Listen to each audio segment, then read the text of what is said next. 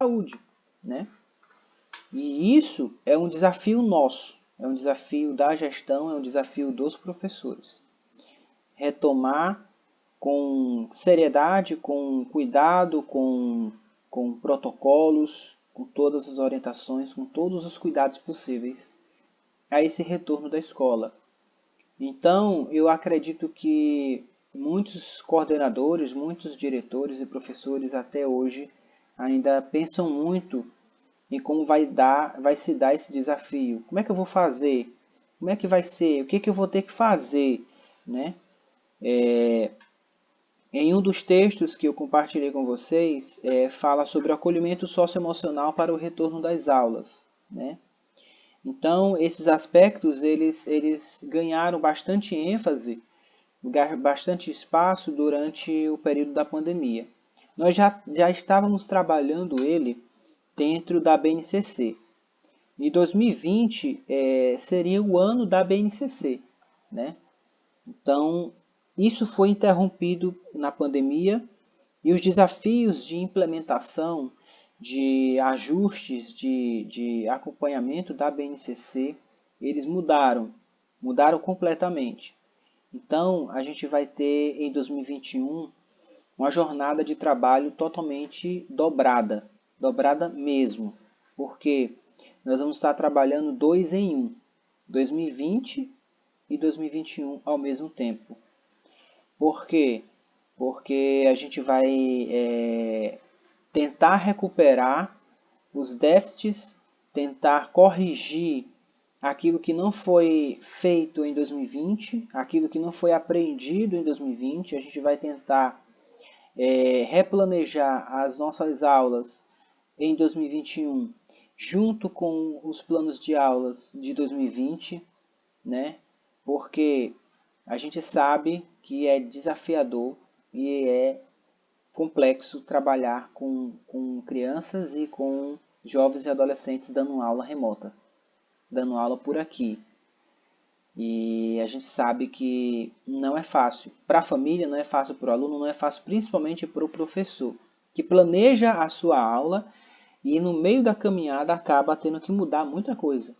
E às vezes a aflição do professor é, poxa vida, será que o meu aluno aprendeu aquele conteúdo que eu passei para ele? Mesmo nesse formato que a gente está agora?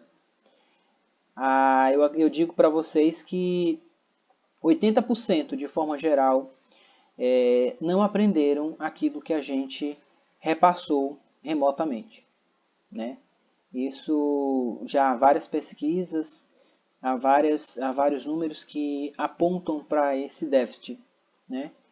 Então, 2021, a gente vai tentar recuperar alunos, recuperar conteúdos que não conseguimos passar em 2020. Né? Então, nós vamos ter uma carga horária dobrada, principalmente na escola pública. Por exemplo, aqui em Fortaleza, o nosso calendário letivo de 2021 ainda está no período de adaptação. Era para ele ficar pronto no dia 31 de dezembro, para a gente entrar já com ele pronto. Mas ele ainda está no processo de adaptação por conta das inúmeras partes que vão ser modificadas durante o ano letivo.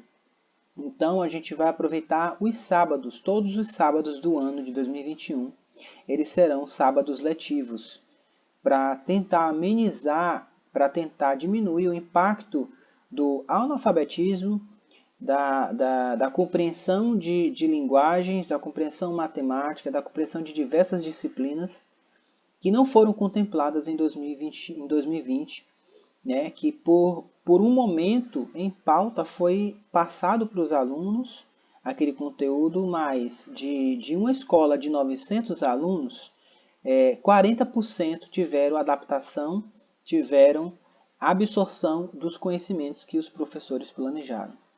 E o nosso desafio de 2021 é tentar recuperar, tentar amenizar o impacto desses déficits que esses alunos tiveram em 2020.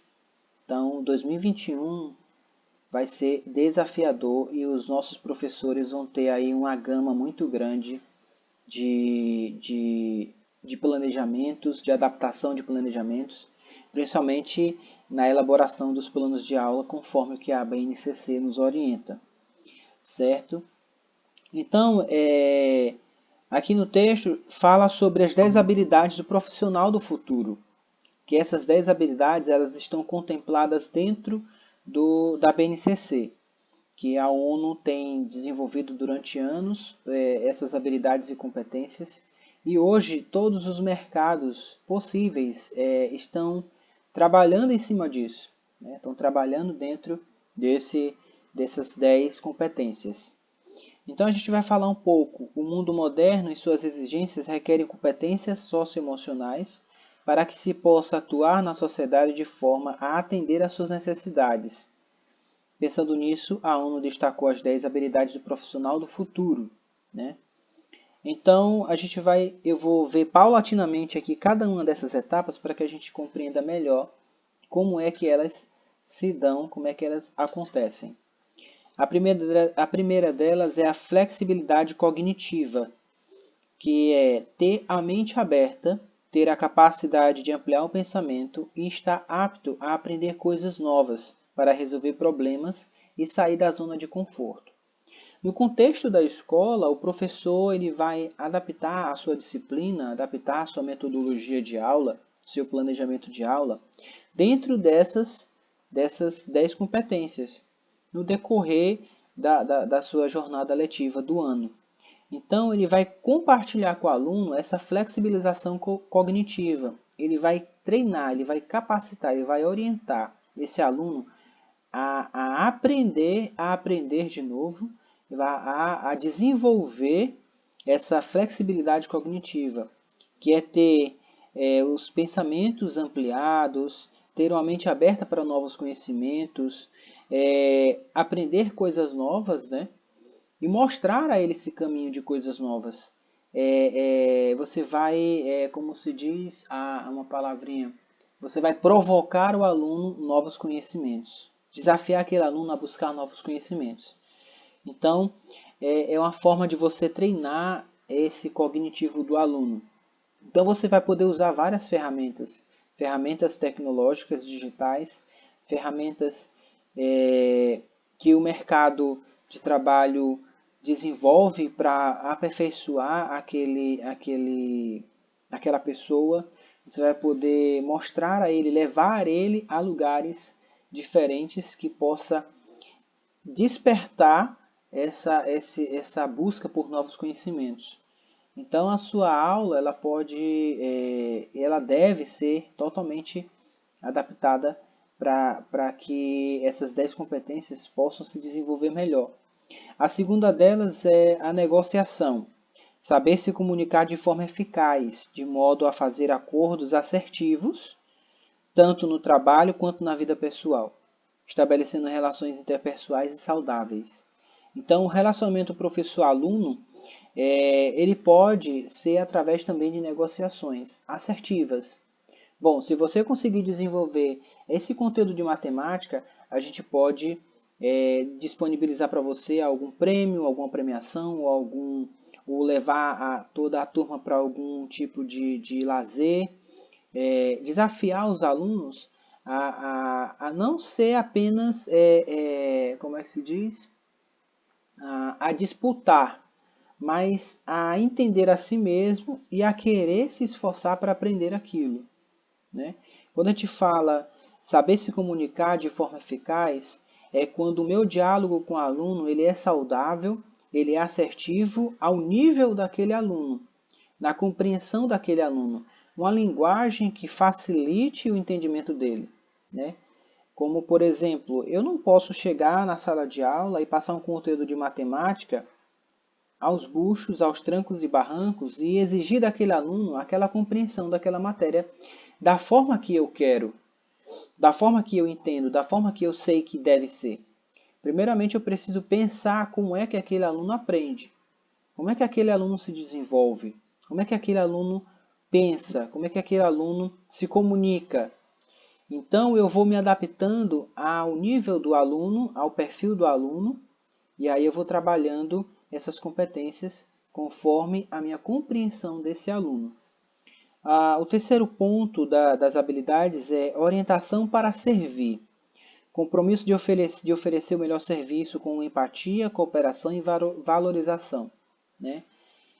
Isso não está ligado só ao mercado de trabalho. Isso está ligado à forma da educação e preparar para o futuro os nossos alunos, as nossas crianças, os nossos jovens e adolescentes, principalmente os alunos do ensino fundamental, né? Então, eles irão ser desenvolvidos nessa questão do servir, dando a eles a melhor aula possível, né? Dando a eles o melhor conteúdo possível, a melhor compreensão de aula possível, para que haja empatia. Eu preciso ter empatia com o meu aluno. Às vezes, isso é um fato, existe alunos e alunos, né? Tem aquele aluno que é o calo do professor. Nossa, quando existe aluno que é o calo do professor, o seu ano letivo é totalmente confrontado todos os dias. Então, existem maneiras, existem estratégias que você pode estar desenvolvendo na sua jornada e tentar fazer com que aquele aluno que é um calo, né, na sala de aula, ele se torne um dos melhores alunos. Porque às vezes a questão da empatia, a questão da compreensão, a questão de valorização vem da família.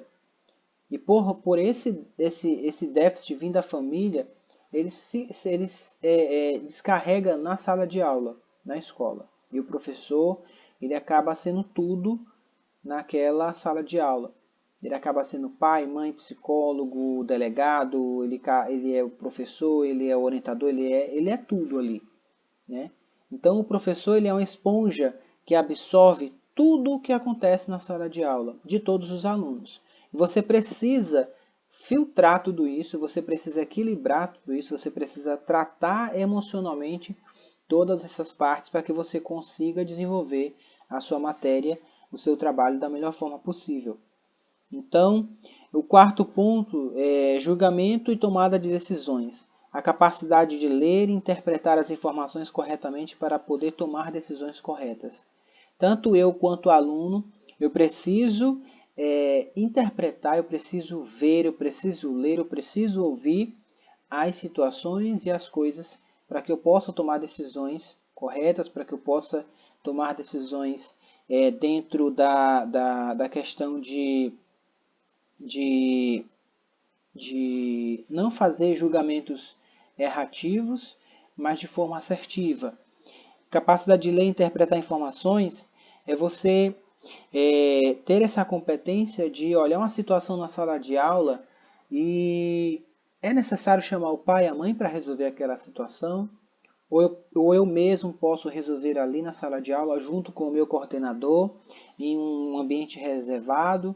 E caso eu não tenha o domínio ou o controle daquela situação, eu vou acionar a família, né? Então são situações que a gente precisa primeiro pensar, refletir, filtrar e fazer o julgamento correto, né? Inteligência emocional. Saber gerenciar as emoções para ter controle sobre o comportamento e cultivar boas relações interpessoais consigo mesmo, né?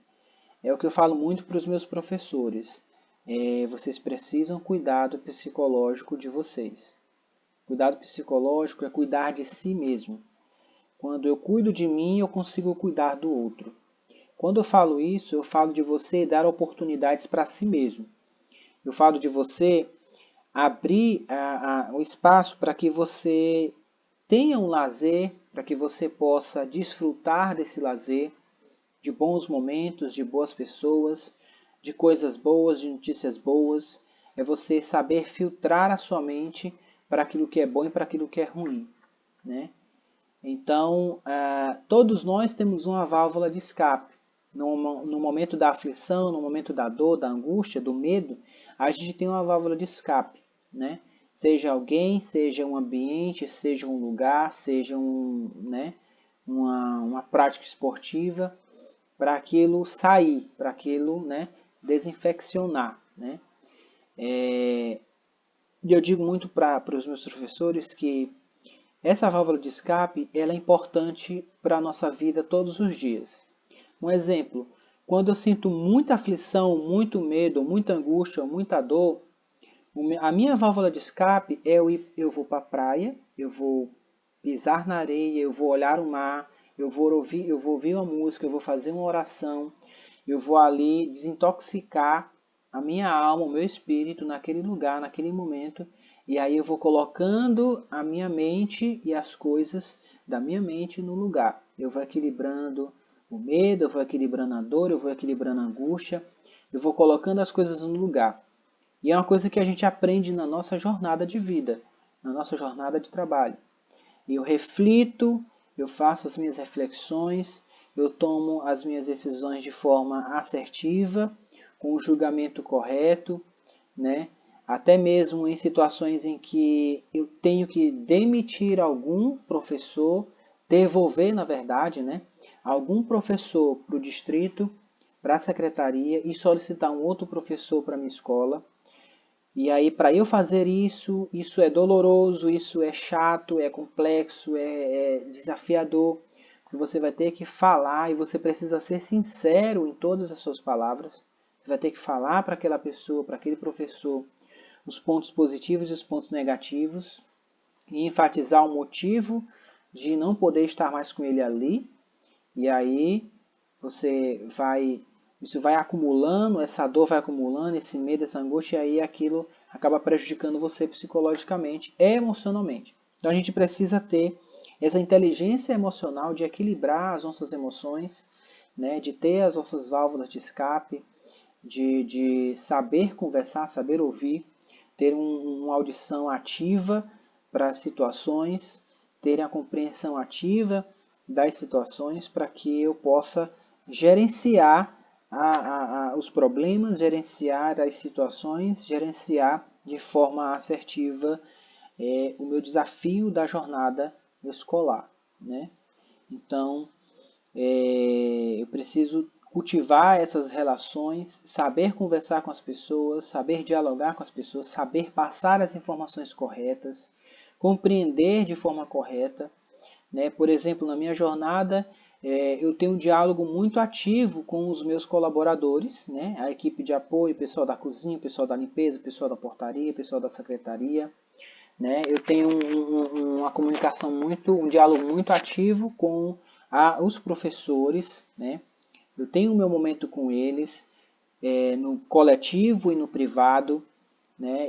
Todo trimestre eu faço uma avaliação específica com cada um dos colaboradores. Eu posso depois compartilhar com vocês como é que eu faço esse trabalho com eles.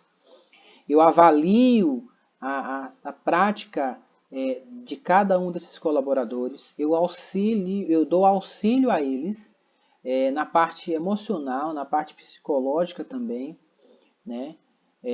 2020 foi um ano desafiador para mim, né? Que tive que abraçar todos esses colaboradores para que eles não entrassem em desespero, não entrassem em angústia, em depressão, em situações extremas de ansiedade, todo o tempo ali acompanhando. E eu também precisei, porque eu busquei também, né? Para eu poder dar, eu precisei buscar, eu precisei primeiro me equilibrar emocionalmente, psicologicamente, para dar esse apoio para a minha equipe, né?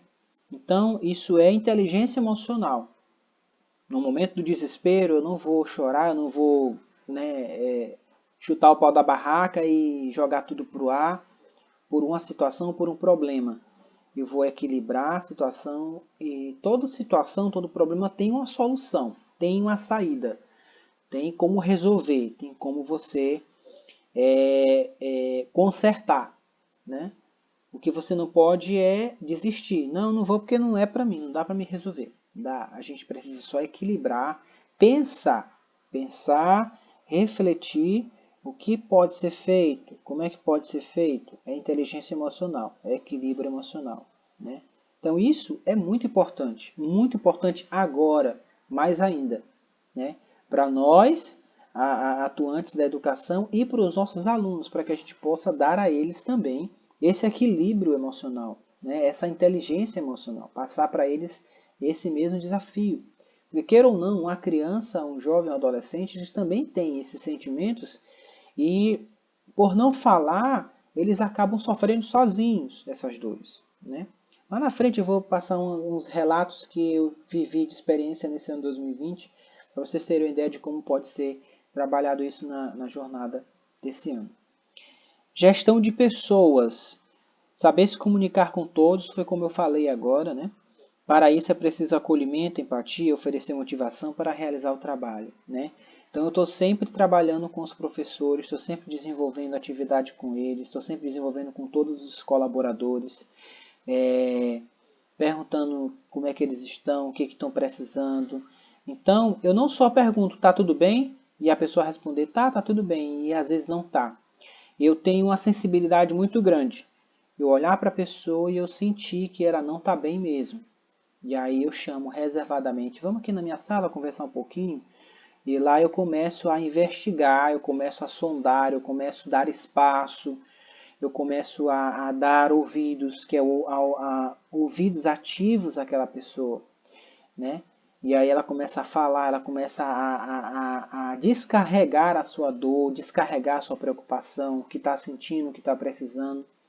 E ali naquele diálogo saudável, naquela compreensão saudável, eu consigo resolver, eu consigo ajudar, eu consigo salvar ali aquela situação, aquela pessoa naquele momento. E isso também acontece com o aluno, né? Nossa, eu já tive vários alunos na minha época de sala de aula que passavam por situações assim extremas que eu nunca imaginava, nunca pensava que um adolescente de 10, 13, 14, 15 anos iria passar na vida dentro da família. Então o professor precisa ter essa sensibilidade do aluno, né? Você vai compreender o aluno, dando a ele as oportunidades, mas sabendo os seus limites, até onde ele deve ir, né? Dentro dessa relação professor-aluno, aluno-professor, fazendo com que o aluno lhe veja como o professor, mas que também como um amigo ou alguém que pode lhe ajudar naquele momento. Afinal de contas, eles passam 4, 5 horas ou o dia todo com a gente, no caso da escola de tempo integral, né? Então, eu particularmente, a minha escola é de tempo integral, então eu passo o dia todo com todo mundo, de 7 da manhã até às 5 da tarde. Então, eu visito mais a minha casa, né? Então, eu visito mais a minha casa, porque eu vivo na escola. Então, minha casa eu só visito mesmo para ir dormir, digamos assim, né? Então, os meus relacionamentos dentro da escola, eles precisam ser equilibrados, eles precisam ser compreendidos, eles precisam ter sensibilidades para que eu possa ajudar a todo mundo e eu também preciso buscar ajuda, né? O distrito me disponibiliza de uma equipe de psicólogos, de pessoas que trabalham com a gente no socioemocional também, para que a gente também possa dar esse suporte, né? Então, eu abraço a família principalmente, nesse momento agora, né? Abraçar a família. Eu agora, essa em dezembro, na verdade, eu mudei um pouco o meu espaço lá da minha sala, né? Da direção. Eu coloquei cadeiras novas, eu coloquei um espaço ali que a gente pudesse conversar abertamente, sem ter aquela barreira do birô, né? Na frente, aquela barreira com o computador e a mesa, os papéis em cima, e a mãe, o pai ou o colaborador ali, ou o aluno ali do outro lado, né? Então eu coloquei cadeiras e um cafezinho ali, uma água para servir, né? Então eu estava recebendo famílias naquele espaço, né? Por ser da comunidade, existem famílias, né, muito carentes de tudo, 100% carentes de tudo. Então, a partir do momento que você abraça aquela família, ela se sente um alívio, né? Ela se sente compreendida. Eu tenho diversas famílias que são assim, né? Uma delas, por exemplo, bateu lá apertou a campainha lá da escola, eu abri a porta, ela queria ficar distante para conversar, né, de máscara e tudo mais. E aí eu disse, não, entre, vamos lá na minha sala, vamos conversar. O que eu posso fazer pela senhora? Ela entrou toda envergonhada, né, intimidada ali, né, toda. E aí ela entrou, aí ela queria sentar na cadeira do... Quem ainda tem uma cadeira do biru, né, para algumas situações extremas Ela ainda está lá. Mas não, vamos sentar aqui não, vamos sentar aqui, sente aqui no sofá, é confortável, tem um ar-condicionado. A senhora quer um café, a senhora quer uma água, a senhora quer alguma coisa, tem um biscoitinho ali. Não, só quero um cafezinho. Pronto, servi um café a ela, sentei e dei a ela os meus ouvidos, né? E ela falou das suas dores, da sua preocupação, da família, do aluno, né? E ali eu filtrei todas aquelas informações e consolidei as informações que eu iria passar para ela, as orientações, abracei a causa dela e ela hoje está super bem, mais aliviada, mais compreendida, né? Mais atendida, né? E ela relata mesmo para todo mundo, olha que se todas as escolas tivessem uma direção assim, tivesse um coordenador, um diretor assim, todos se sairiam bem, né? Mas a realidade às vezes é diferente. Então, essa questão da gestão não é apenas gestão de pessoas, mas é uma gestão com pessoas. Todo mundo trabalha junto em equipe, todo mundo se ajuda, todo mundo participa, todo mundo se consolida e as coisas fluem, né? Eu posso dizer assertivamente que a minha equipe flui. Os trabalhos, os projetos, tudo que eu passo para a equipe exercer, desenvolver, acontece porque há essa compreensão, há esse diálogo. Aí você imagina se isso acontecesse com todos os alunos em sala de aula, todas as escolas. Nós teríamos alunos mais eficientes e eficazes, mais super desenvolvidos emocionalmente, né? Principalmente na rede pública, por conta dessa compreensão, desse tipo de habilidade. Por isso que a ONU desenvolveu essas habilidades e competências, não só para o profissional, mas para todas as pessoas, né? Principalmente agora no âmbito da educação, que ela é desenvolvida dentro da sala de aula, através de projetos, através de incentivos, através de diversas atividades da rotina pedagógica da escola. E dá certo e funciona, né? A gente tem muitos alunos aqui na rede que desenvolveram diversos projetos, diversos trabalhos durante a pandemia, que são coisas incríveis, né? Apesar de ter sido desafiador, mas eles conseguiram se sobressair através do treinamento dessas habilidades e competências que foram atendidas e compreendidas mesmo no período da pandemia, de forma remota, né? O trabalho em equipe é uma coisa excelente. Conexão e cooperação com as pessoas com quem trabalha para estabelecer um bom relacionamento e maior produtividade. Foi o que eu falei anteriormente sobre a questão da gestão, né? Trabalho em equipe. Eu sou um coordenador, eu tenho uma equipe de professores, eu vou pensar o que as turmas de 4 anos podem desenvolver juntas, né? Dentro do mesmo plano de aula, porque existem escolas que individualizam muito. Existe o quarto ano A, B e C. Cada uma trabalha individualmente, isoladamente, né? Não há a questão de interdisciplinaridade, que você vai trabalhar as disciplinas diversificadas com cada turma. Eu posso desenvolver projetos e trabalhos com as minhas 4 turmas de 4 anos, de quarto anos. Eu posso desenvolver diversos trabalhos e projetos com as minhas 3 turmas de quinto ano. Eu posso trabalhar e desenvolver projetos e atividades com as minhas 3 turmas de infantil 3.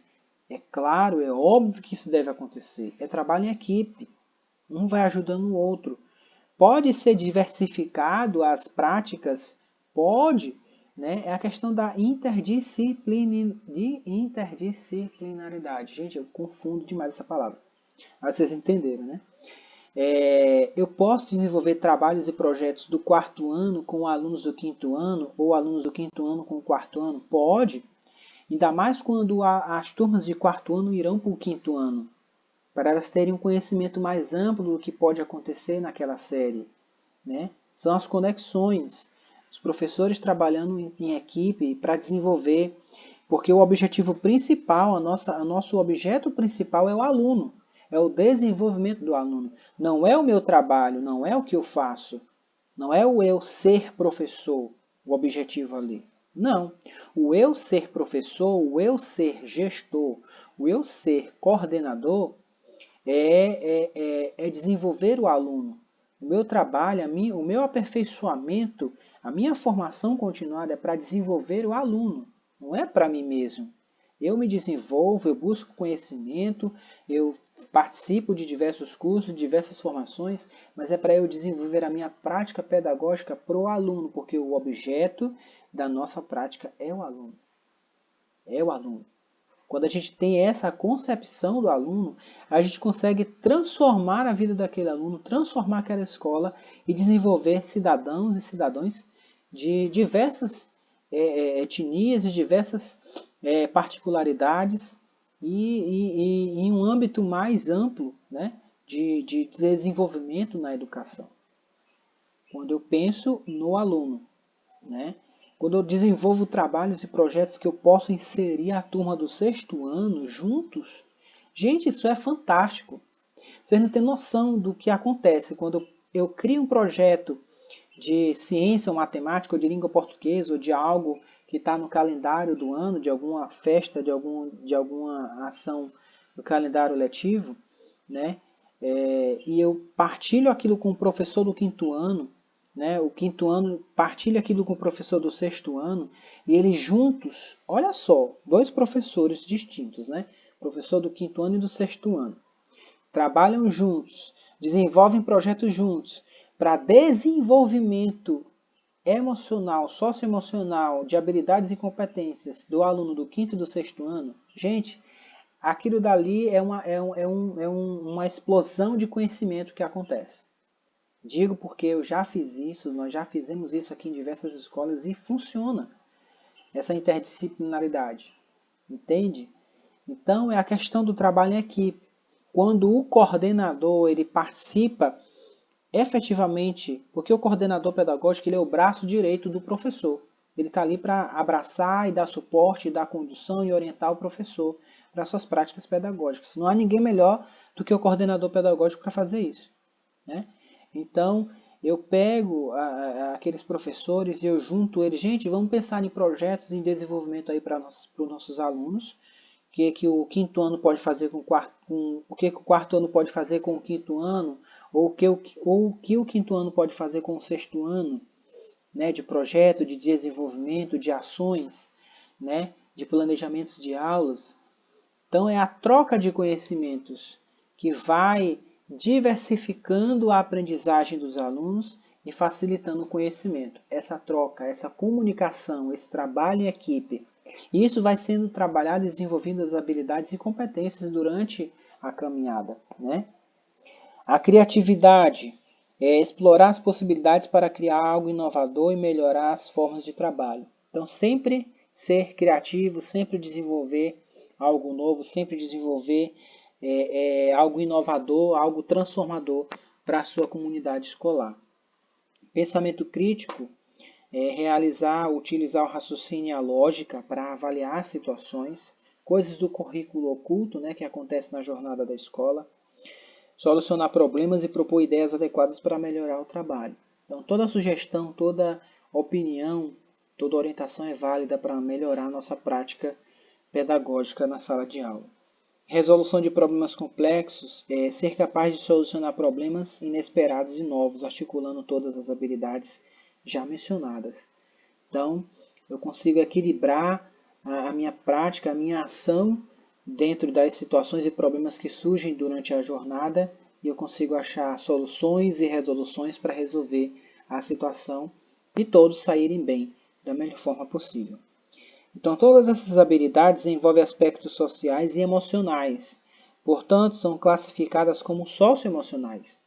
Depois eu vou estar compartilhando com vocês um formulário que pode ser desenvolvido e trabalhado tanto com os alunos quanto a escola, a gestão da escola, os professores e todo mundo, sobre o socioemocional. São questionários, insígnias que você pode estar desenvolvendo durante o ano todo. E estão diretamente ligadas à forma como nos relacionamos com os outros e com nós mesmos, né? Então essa questão da relação socioemocional ela tem crescido bastante, né? Eu tenho participado efetivamente muito dessas questões socioemocionais.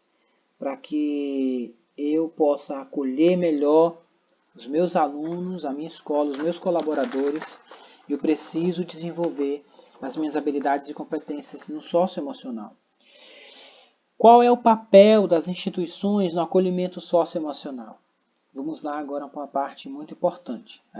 Depois que a gente viu os pontos das habilidades, né, e competências, a gente vai ver agora qual é o nosso papel. Qual é o seu papel dentro do socioemocional? O que é que você vai fazer? O que é que você precisa fazer?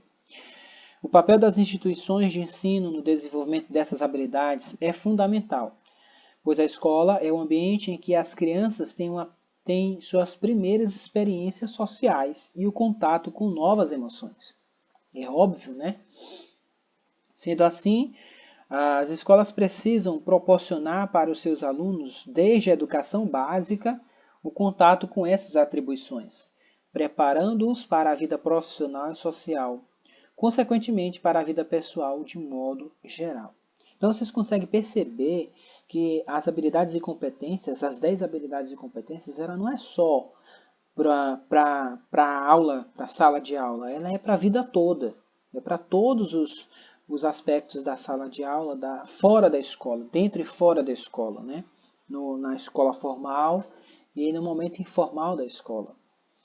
Então, as competências socioemocionais se relacionam diretamente com as diretrizes da Base Nacional Comum Curricular, que é a BNCC, pois estão inclusas em todas as 10 competências gerais que todos os alunos devem desenvolver, né?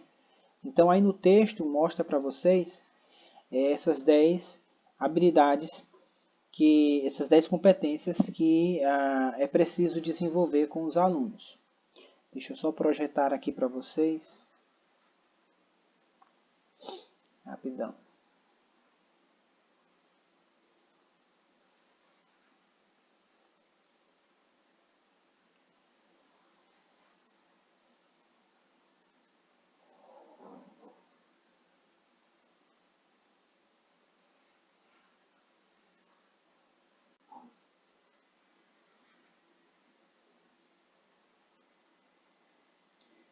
Carregando aqui a projeção.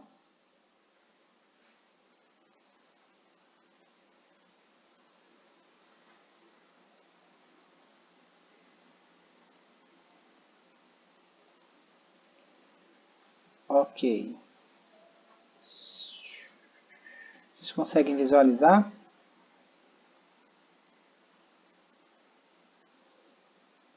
Deixa eu baixar aqui.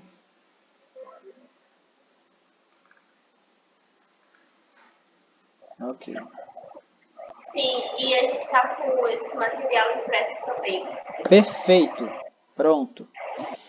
As 10 competências, elas vão abraçar aqui o conhecimento, pensamento crítico, pensamento científico, crítico e criativo, repertório cultural, comunicação, cultura digital, que é o momento que nós estamos vivendo agora, para ser inserido dentro da escola à força, né, bem dizer, trabalho e projeto de vida, que isso já pode ser trabalhado até no 5º ano também, essas compreensões de projeto de vida, argumentação, autoconhecimento e autocuidado, empatia e cooperação. Gente, isso aqui é muito importante. Quando você tem empatia e cooperação, todas as coisas fluem dentro da escola. Responsabilidade e cidadania também são coisas que fluem bastante as outras competências, as outras habilidades. Então, a proposta da BNCC para as escolas é utilizar... Deixa eu ver se entrou alguém aqui. Alguém pediu para entrar. Ok. Então, a proposta da BNCC para as escolas é utilizar essas competências para lidar com as demandas da vida cotidiana. Olha só, a vida cotidiana. Você imagina se todo mundo hoje desenvolvesse essas habilidades e competências na vida, eu acho que as nossas relações seriam totalmente diferentes, seriam mais saudáveis e maduras. E exercer a cidadania é estar apto para o mundo de trabalho, ou seja, promover um desenvolvimento global dos estudantes. Não só aspectos, certo? não só aspectos cognitivos, mas sociais, emocionais também. Então, ela desenvolve de forma geral não só os aspectos cognitivos, da inteligência, das capacidades desse aluno ou dos profissionais da educação, mas também os relacionamentos, né? A forma como ele se relaciona em sociedade, como ele convive em sociedade, como ele se desenvolve nos grupos sociais. E as emocionais também, né? Dá para você equilibrar muita coisa, dá para você tratar e cuidar muita coisa no emocional dentro da sala de aula com essas habilidades e competências, quando você as desenvolve, né? Diante dos aspectos causados, dos impactos, né, causados pela pandemia do coronavírus, que nos impôs ao isolamento social e ao afastamento das crianças das escolas, será de suma importância oferecer o acolhimento socioemocional aos alunos. Olha só, é uma parte muito importante hoje, é esse acolhimento socioemocional dos nossos alunos. O socioemocional, de acordo com a BNCC, aborda o reconhecimento, o entendimento e a gestão das emoções. Ela visa desenvolver a empatia, a responsabilidade na tomada de todas as decisões, tanto da equipe da escola quanto dos alunos. Ela deve ocorrer nos mais variados contextos, né?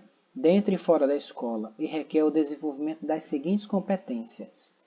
Olhem só, gente. Autoconsciência, onde eu envolvo o conhecimento de cada pessoa, bem como de suas forças e limitações, sempre mantendo uma atitude otimista e voltada para o crescimento. A autogestão, ela relaciona-se ao direcionamento eficiente do estresse, ao controle de impulsos e à definição de metas.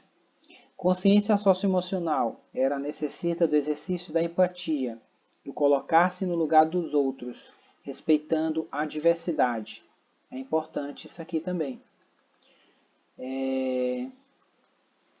Habilidades de relacionamento. Relacionam-se com as habilidades de ouvir com empatia, falar claro e objetivamente, cooperar com os demais, resistir à pressão social inadequada, que é o bullying, por exemplo, né? Solucionar conflitos de modo construtivo e respeitoso, certo? Isso aqui é importante também, eu preciso ter essa consciência de solucionar esses conflitos de modo construtivo e respeitoso, bem como auxiliar o outro quando for o caso, né? Quando eu falo de solucionar conflitos de modo construtivo e respeitoso, é quando eu tenho a paciência e a calmaria de conversar, dialogar e falar. Eu não preciso resolver os problemas ou as situações usando gritos ou falando alto ou impondo sugestões à força. Então eu preciso equilibrar isso também. Preciso treinar isso também. Tomada de decisão responsável. Preconiza as escolhas pessoais e as interações sociais de acordo com as normas, os cuidados com a segurança e os padrões éticos de uma sociedade. Para trabalhar as competências socioemocionais de um contexto escolar, elas devem ser o foco de qualquer proposta curricular, certo? Que venha a ser delineada a partir da BNCC. Então, 2021 ela vai ser o ano definitivo da BNCC. E qual é o papel dos educadores no acolhimento socioemocional? Qual é o meu, qual é o seu papel? Professor, gestor, colaborador? O educador deve ter o conhecimento prévio dessas competências para poder transmiti-las aos alunos, além de apoiar e monitorar o exercício. O acolhimento socioemocional precisa ser baseado nas competências já apresentadas, visando se adaptar à nova realidade, né? Então, tudo aqui vai ser adaptado a essa nova realidade. Deixa eu ver aqui que tem alguém chamando. Só um minuto.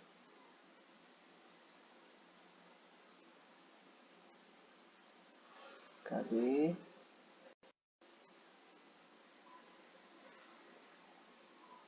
Às vezes a tecnologia não é favorável a nós.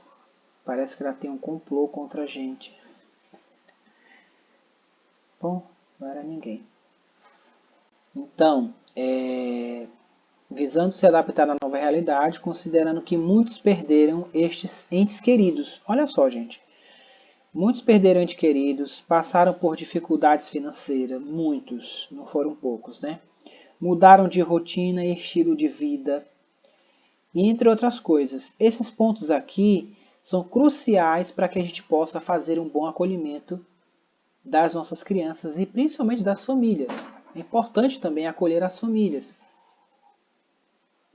abraçar as famílias para que isso seja tratado com bastante eficiência e eficácia para que não possa ferir e nem afastar ninguém da nossa escola. A principal atitude de acolhimento é a escuta.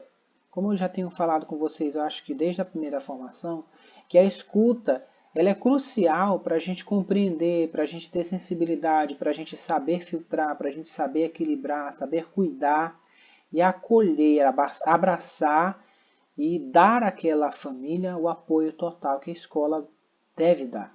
É a escuta, saber ouvir, a escuta ativa, propondo um espaço para que os alunos dialoguem, expressem suas emoções e possam tirar dúvidas e pedir ajuda para lidar com as dificuldades. Um exemplo no nosso projeto do plano de ação desse ano nós vamos fazer todos os dias, durante 2 meses, um acolhimento na quadra de esporte da escola. A gente vai estar ali realizando ações com música, com diálogos, com algum filme, com alguma orientação, alguma instrução que estiver dentro do planejamento do ano letivo, para abraçar essas famílias, né? Criar esses espaços. Às vezes vai ser direcionado na sala de aula, às vezes vai ser direcionado na quadra esportiva, né? Porque o espaço é maior e aí a gente vai poder fazer isso mais abertamente. A escola precisa desenvolver um canal de comunicação entre todos, alunos, pais, professores e toda a equipe escolar, para que haja um diálogo que proporcione um apoio mútuo no enfrentamento das dificuldades. Então, esse apoio aqui, dessa comunicação, desse canal de comunicação, vai ser crucial para a gente tratar dessas questões socioemocionais da melhor forma possível. Para tanto, os educadores precisam estar preparados para oferecer esse apoio, criando um acolhimento e suporte entre a equipe e também buscando auxílio de um psicólogo. Nunca esqueçam disso aqui, ó. Psicólogo ou psicopedagogo vai ser o profissional que vai estar ali dando suporte, apoio e auxílio a todas essas instâncias dessa jornada pedagógica, dessa jornada escolar do ano de 2021, que é o profissional mais capacitado para trabalhar essas questões, através de psicoterapia individual ou com psicólogo escolar. Isso aqui é muito importante, viu, gente? A empatia e a paciência também são fundamentais, por isso é preciso compreender que o período de adaptação, olha só, nós estamos agora entrando no período de adaptação.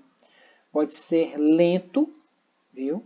Não pode ser rápido, às vezes vai ser bem custoso, vai demorar um pouco. Pode ser lento, em que cada um terá uma dificuldade diferente em relação a isso, mas que juntos é possível superar esse momento, certo? Como trabalhar as competências socioemocionais em sala de aula? Existem alguns critérios que facilitam a abordagem dos aspectos socioemocionais em sala de aula pelo educador. Para isso, as atividades devem ser elaboradas e relacionadas às competências da seguinte forma. Isso aqui vai ajudar bastante vocês, viu, pessoal? Intencionalidade e reciprocidade. Apresentar os objetivos, as metas de forma clara e concreta, para produzir maior reciprocidade entre os alunos. Então, ser claro e objetivo com as metas e concreto com as informações vai dar essa reciprocidade entre os alunos, nessa relação entre o professor e aluno na sala de aula. Significado. Explicar o conceito da competência que está sendo trabalhada no momento e o modo como ela se relaciona com o tema, para facilitar a compreensão do aluno. Transcendência. Articular as aprendizagens de modo que transcendam o aqui e o agora, estimulando o aluno a pensar sobre suas consequências sobre as consequências do que está sendo dito e feito, certo? Competência, motivar o aluno a acreditar em seu potencial. Isso aqui é importantíssimo. Quando eu motivo o aluno, quando eu crio motivos ou motivações para esse aluno, ele vai se desenvolvendo cada vez mais, ele vai confiando cada vez mais nas suas competências, nas suas habilidades, no seu potencial, proporcionando situações em que ele obtenha sucesso para fortalecer a autoestima, né? Seja uma atividade, seja um projeto, seja um trabalho, seja um diálogo, seja uma apresentação, isso melhora muito a autoestima do aluno. Para isso, as aulas, as avaliações e a linguagem devem estar de acordo com o nível do aluno. Quando eu tenho a concepção do aluno, quando eu compreendo o aluno, eu consigo desenvolver isso aqui com ele. Para o tema abordado, o feedback ao aluno é fundamental. Gente, feedback é muito importante na sala de aula e também na equipe escolar. Quando eu dou um retorno para aquele aluno daquilo que ele já fez, daquilo que ele faz, daquilo que ele é, daquilo que ele é capaz de fazer.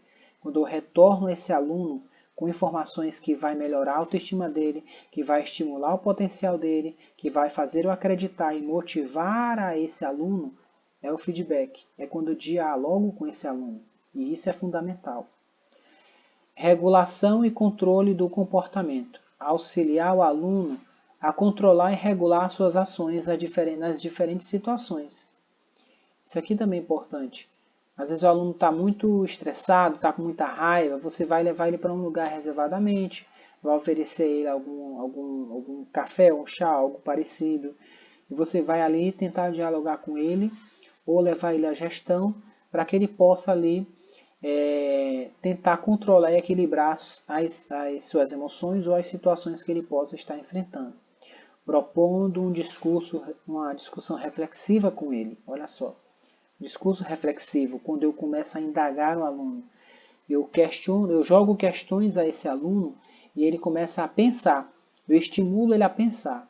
Enquanto ele pensa, ele reflete para poder ele desenvolver. Isso pode ser no coletivo ou pode ser com os colegas, né? Pode ser no individual ou coletivamente na sala de aula com os colegas. Então, o assunto do ano hoje vai ser o coronavírus, vai ser vacina, vai ser as doenças que estão por aí, né? Então, eles vão ter várias incógnitas para discutir em sala de aula. E, às vezes, isso pode transparecer nas emoções, trazendo esse desequilíbrio, né, de suas ações, né, de controlar suas emoções. Alguém chamou aqui? Não. Compartilhar.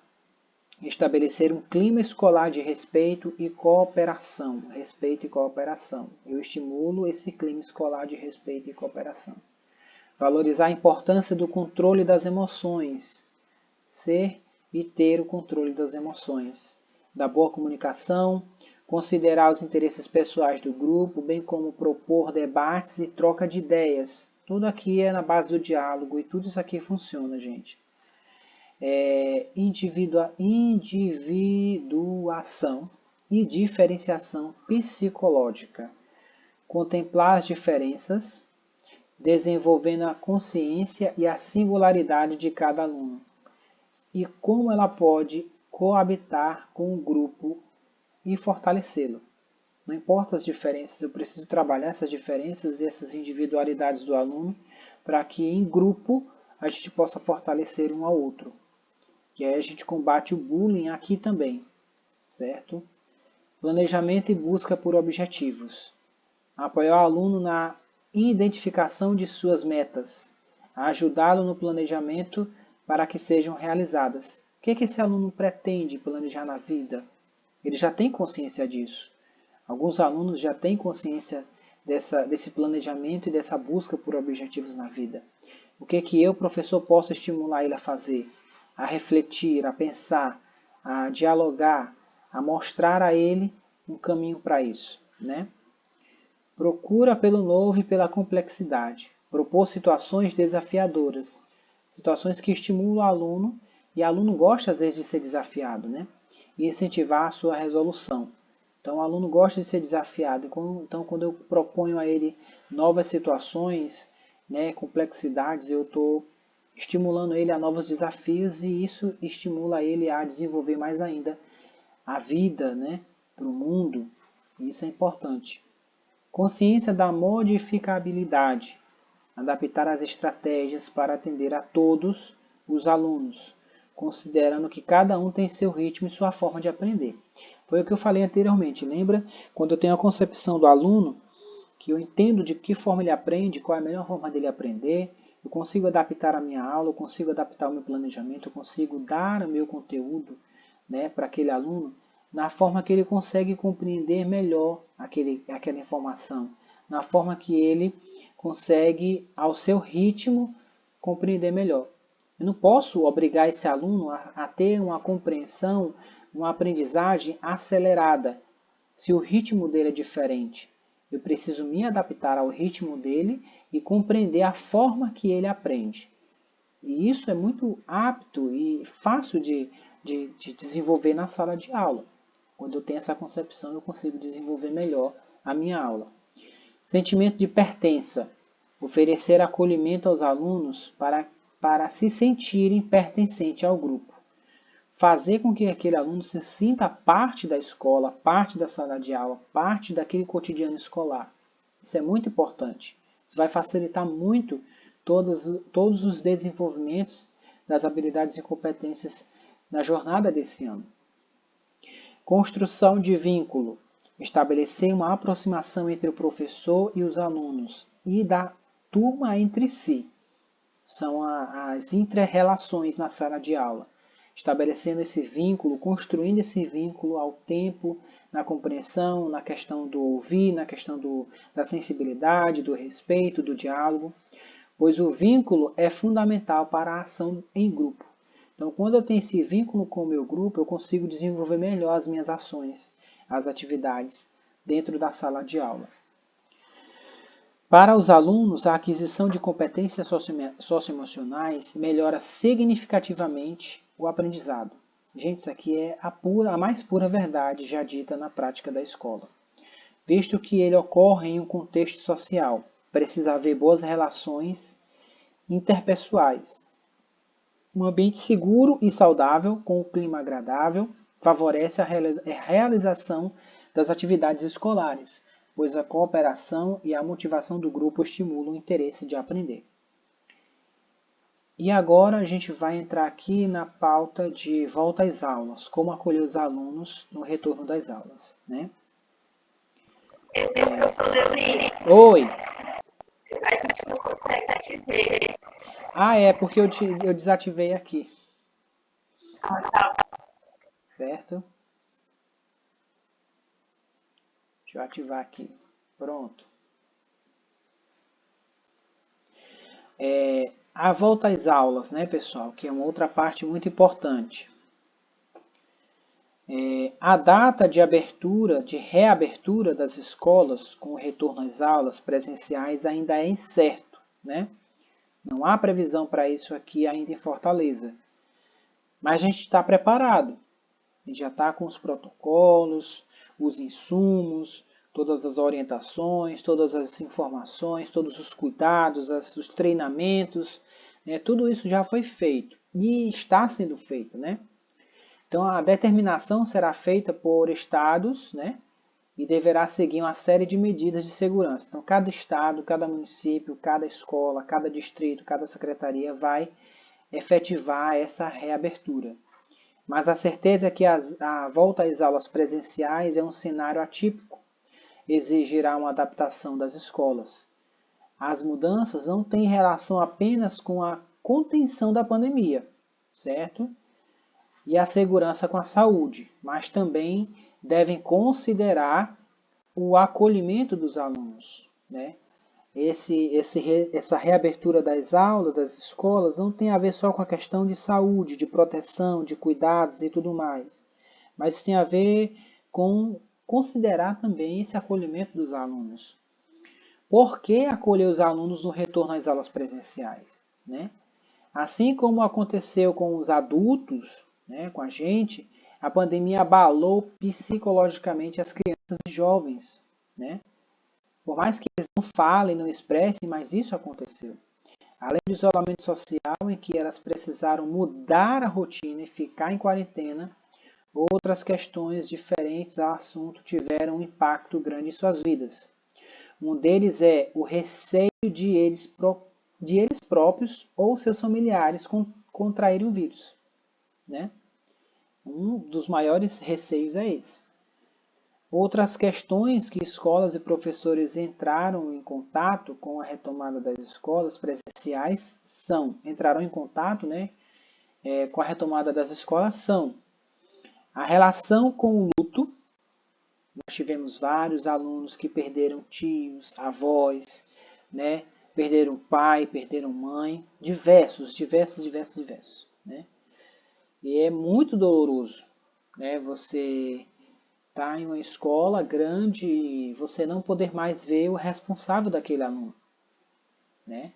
Porque a pandemia, o vírus levou, né? E o aluno foi desafiado a conviver com esse ponto desequilíbrio na família, em casa. E aí ele vai voltar para a escola e com esse sentimento, com essa emoção abalada, e a gente vai ter que trabalhar isso com eles, essa relação com o luto. Muitos alunos podem ter perdido entes queridos ou alguns conhecidos. Para muitos, pode ter sido a primeira vez de ter que lidar com uma morte. Realmente, é muito ruim lidar com a morte a primeira vez. Nossa, é terrível. Ainda mais de um ente querido, de um parente bem próximo do seu convívio, da sua rotina de vida, né? Este já é um assunto que exige cuidado especial ao ser tratado. E o cenário atual traz ainda mais atenção com a relação ao tema. Então, se você perceber que aquele aluno está com a emoção abalada, tá chorando na sala de aula, de repente você está dando aula ali, aquele aluno começa a chorar, a melhor forma possível é o professor e o aluno abraçar o sentimento daquele aluno, abraçar e acolher aquele aluno e, se possível, chorar junto com ele, porque vai aliviar a dor, né? Vai aliviar a dor. Uma das formas de eu tratar em certas situações que eu me dou com as emoções é quando chega alguém para conversar comigo e ela começa a chorar, eu começo a chorar junto com ela também. E aí a gente se abraça e chora junto que soluça, igual criança. E aquilo esvazia, né? Eu consigo ajudar aquela pessoa a descarregar aquela dor, descarregar aquele sentimento, descarregar aquela sensação apertada, angustiante, dolorosa emocionalmente. E aí aquilo alivia. E quando aquilo alivia, eu vou lá, ofereço um copo com água, ou um chá, aí a gente senta e aí a conversa começa, o diálogo começa. E aí aquela dor que estava terrivelmente maltratando aquela pessoa, ela vai sendo aliviada, ela vai passando, né? Ela vai sendo tratada naquele momento e aí você consegue trazer o equilíbrio emocional de volta para aquela pessoa. E isso funciona, né? E a gente precisa lidar com isso, vai lidar com isso todos os dias, né? Essa relação com o luto. Outro ponto é a mudança brusca na rotina dos estudantes, né? De repente, as aulas presenciais tiveram que ser suspensas e os alunos foram obrigados a se adaptarem rapidamente à modalidade remota. Nossa, essa mudança brusca na rotina também é um assunto que merece atenção, né? A necessidade de estudar em um ambiente diferente do escolar e a falta de contato pessoal com os colegas tiveram impacto direto no desempenho dos alunos. E realmente, isso trouxe um impacto muito profundo, né? Aquelas relações da rotina da sala de aula, na chegada da escola, na acolhida da escola, na entrada da escola, no soar da sirene, né? 7 horas, todo mundo vai para suas turmas, o professor já está na sala de aula, e aí todo mundo se ajeitando, sentando, tirando os cadernos da mochila, o professor falando, né? O professor, silêncio, bora começar a nossa aula, vamos aqui e tal, né? E aluno jogando papel na cabeça do outro, um achando graça, outro conversando, outro no celular. Gente, tudo isso foi mudado, tudo isso foi, né, foi interrompido, né? E isso trouxe um peso para esse aluno, essa mudança brusca, né, prejudicou essas relações do aluno, porque tudo se tornou virtual, né, tudo se tornou online, e a gente não estava acostumado com isso. Eu nunca vou me acostumar com isso, né, com esse modo online. Uma vez eu falei, acho que foi para vocês e para outras instâncias da formação de professores, não existe nada que substitua a atuação do professor na sala de aula. Não existe tecnologia, seja ensino híbrido, seja ensino remoto, que substitua a presença, o contato do professor e a relação professor-aluno. Não dá, não tem como. O professor depende do contato com o aluno depende do contato com o professor. Aquela comunicação de perto, aquela orientação de perto, que você pega o papel, o livro, o caderno e mostra ali para o aluno. Você está ali com o aluno, você consegue tirar a atenção do aluno para aquele assunto. Sabe? Você consegue perceber a diferença e o peso que isso traz para o aluno, né? Que a gente está nessa vida. A gente consegue compreender, né? Então, isso mudou. A hora do recreio, a sirene tocou e todo mundo sai, vai todo mundo ali na filinha, vai para o lanche, vai para a merenda, vai para o recreio, corre, pula, dança, pega. Tudo isso prejudicou, né, afetou essas relações dos alunos e também os professores. Na hora do recreio, vai os professores para as salas dos professores, lá tem aquele cafezinho, tem aquele bolo, tem aquele salgado, tem aquela conversa, tem aquela troca de ideia, aquela comunicação. Tudo isso foi atrapalhado. Isso também prejudicou a nossa rotina, né? Aquele aluno entrando lá na sala do professor, tio, tia, fulano de tal jogou a bola em mim, jogou uma pedra em mim. Aí você vai lá resolver os ossos do currículo oculto, né? Mas em breve, se Deus quiser, essa vacina vai chegar e nós vamos voltar à nossa rotina, que é essa a nossa realidade, é essa o nosso fazer pedagógico é esse. O ensino híbrido, as tecnologias, elas são meras ferramentas, né? O tablet é uma mera ferramenta que vai facilitar ali o seu conhecimento, o seu compartilhamento do conhecimento, mas nada substitui a sala de aula, o presencial do professor e do aluno.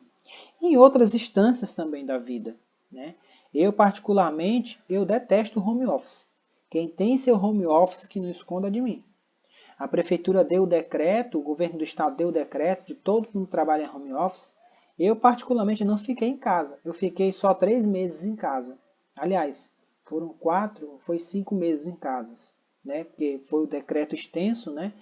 Mas logo assim que foi liberado para voltar às atividades formais, né, na caminhada, eu imediatamente desarrumei tudo e levei para a escola. A minha concepção, eu, Abraão Levi, falo, minha casa é a minha casa, meu trabalho é meu trabalho. É separado, não dá. Para mim não funciona. Minha casa é a minha casa, eu cuido dela e tudo mais, o meu trabalho é meu trabalho, eu cuido dele.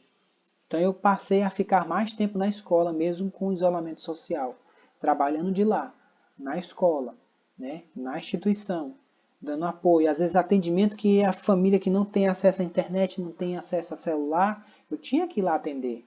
A entrega das cestas de alimentação para os alunos, eu tinha que estar lá para dar, né, para acompanhar. E, enfim, essa mudança na rotina dos estudantes, né? A mudança na rotina dos pais. Em meio a essa mudança, houve também a alteração na rotina dos pais, obviamente. Em muitos casos, eles passaram a ficar mais tempo em casa, mas por conta do trabalho não puderam dedicar todo o tempo aos filhos. A necessidade de trabalhar em casa e lidar com diversos outros problemas também pode impactar negativamente os filhos, que voltarão com essa bagagem emocional para as escolas presenciais. Gente, vai ser desafiador, viu? Porque os pais trabalhando em casa em home office, ou alguns já que perderam emprego, isso tudo sobrecarrega o aluno quando ele voltar para a escola. E a família também. Então a gente precisa estar ali preparados para abraçar, para acolher, né? Para ouvir, para orientar essas famílias e esses alunos. A apreensão de se contaminar, outro fator muito importante que a gente, né, tende a ter que lidar. Ao voltar a ver as pessoas, é preciso lidar com a possibilidade maior de contrair o vírus. Isso pode ser mais um problema que as escolas e os educadores podem ter que lidar ao receber os alunos de volta às aulas presenciais. Também é comprovado que o estado psicológico dos pais tem altas chances de influenciar o dos filhos, né? Como muitos adultos também não encararam bem o período de isolamento social, com os medos e mudanças na rotina, o aluno pode trazer essa bagagem de casa também. Depois de todo esse período, a volta às aulas presenciais também representará outra grande mudança na vida das crianças e jovens. Portanto, uma adaptação à realidade com o distanciamento social e outras orientações sanitárias são necessárias. Algumas escolas vão retornar com o ensino híbrido, 2 vezes na semana, híbrido ou presencial, ou 4 vezes na semana, híbrido, né? Então vão se adaptando ali o seu calendário, a sua jornada, conforme é mais fácil e melhor para eles. E como as escolas podem acolher os alunos nas aulas presenciais? A escola naturalmente já tem um papel de acolhimento, né? Nós já temos esse papel de acolhimento. E agora, mais precisamente, vamos ter que ter. Por isso, é papel dela ajudar os estudantes a lidarem com os próprios sentimentos em toda a educação básica. O desenvolvimento de competências socioemocionais para prepará-los para a vida profissional e social como um todo está previsto na Base Nacional Comum, como a gente já viu, as instâncias das habilidades e competências e do socioemocional para ser trabalhado na escola, na sala de aula, durante o retorno, durante o acolhimento das escolas. Em um momento atípico como o vivido atualmente, essa função torna-se ainda mais importante. Depois de os alunos passarem muito tempo sem frequentar a escola, eles chegarão com o emocional abalado nas aulas presenciais. E isso é um fato, certo? Para te ajudar a entender melhor como lidar com essas questões, vamos ver aqui algumas atitudes que a escola e os educadores podem realizar durante o acolhimento aos alunos no retorno das aulas presenciais, né? Zelar pela segurança e saúde, né? A primeira preocupação da escola deve ser com a saúde dos alunos, pois antes de ser um espaço de conforto emocional, ela precisa passar por segurança para reduzir o medo que os jovens podem estar sentindo ou as famílias podem estar sentindo, né?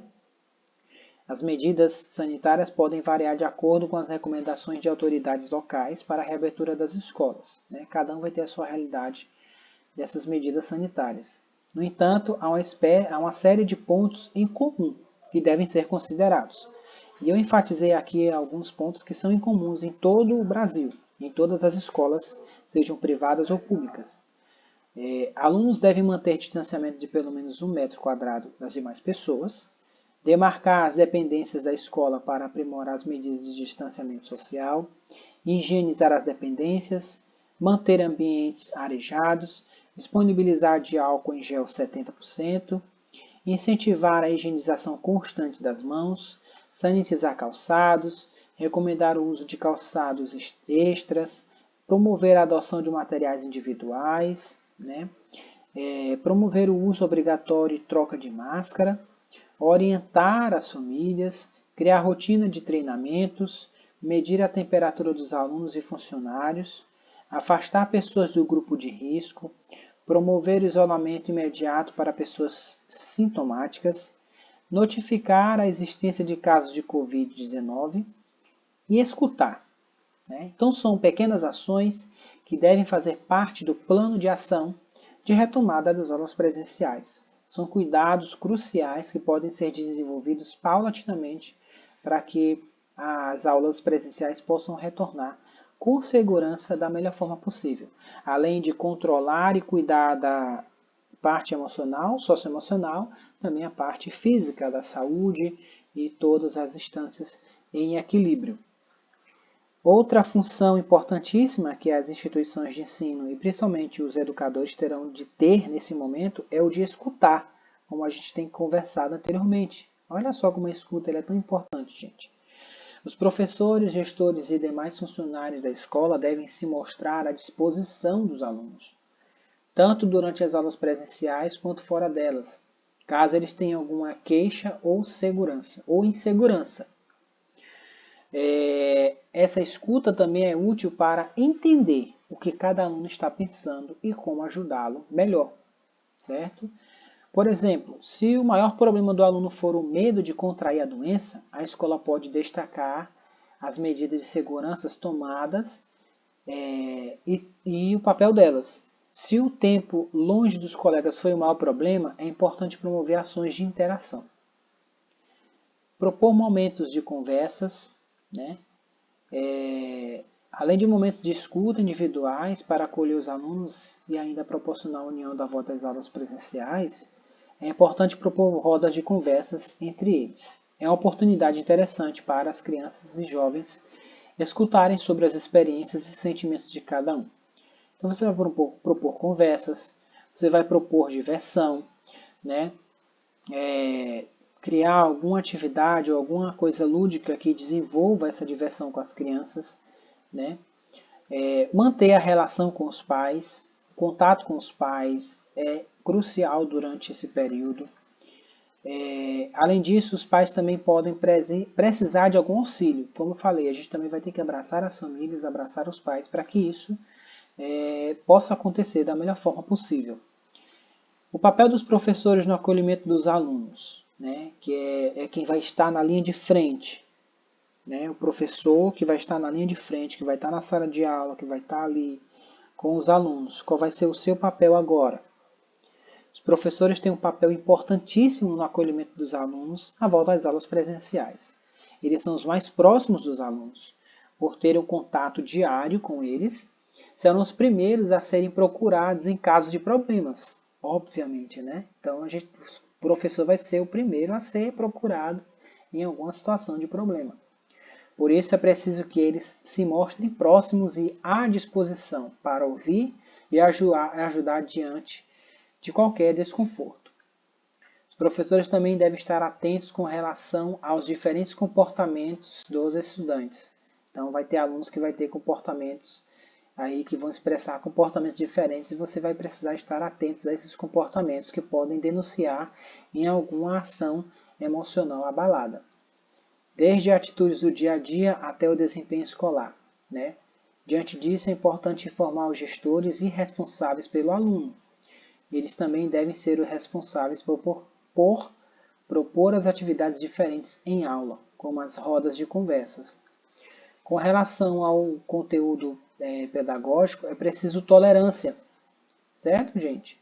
Não posso passar um conteúdo na sala de aula e exigir que aquele aluno aprenda aos trancos e barrancos. Não, esse ano a gente vai ter que ter bastante tolerância, bastante paciência, bastante compreensão, para que esse aluno consiga se desenvolver, primeiro, cuidado emocional, do socioemocional dele, para que ele consiga se desenvolver pedagogicamente, né?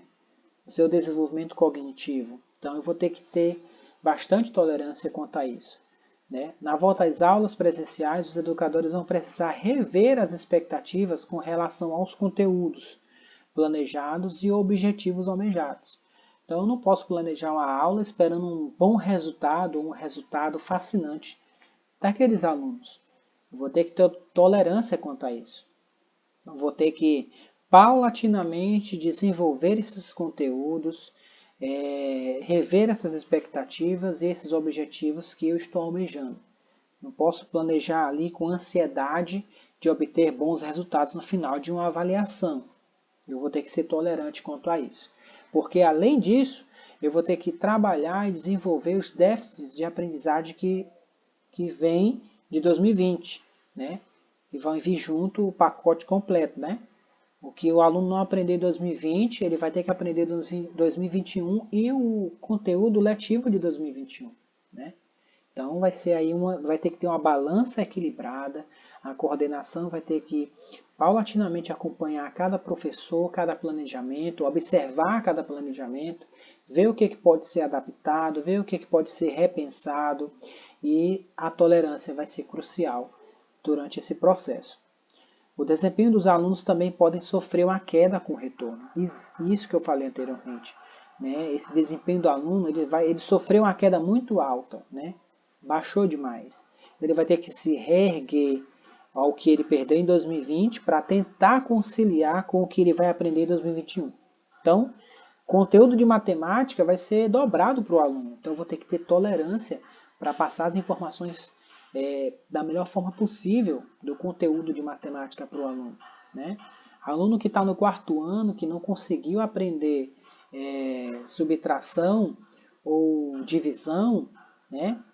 Ele vai ter que ter um acompanhamento durante o ano letivo de 2021 para tentar desenvolver essa questão da divisão para poder trabalhar frações no quinto ano. Então, veja só o déficit, né? O aluno não conseguiu aprender divisão no quarto ano, ele vai trabalhar frações no quinto ano, né? Vai trabalhar ali com a questão da divisão. Então, para ele vai ser sofredor. Esse aluno ele vai sentir sofrimento, porque ele vai achar que ele é incapaz, ele vai achar que ele não vai conseguir, que ele não vai aprender, que ele não vai desenvolver, que ele não sabe, que ele é burro, isso e aquilo outro. E o professor vai ter que ser bastante tolerante quanto a esses alunos que vão estar com esses déficits de aprendizagem nas linguagens, né?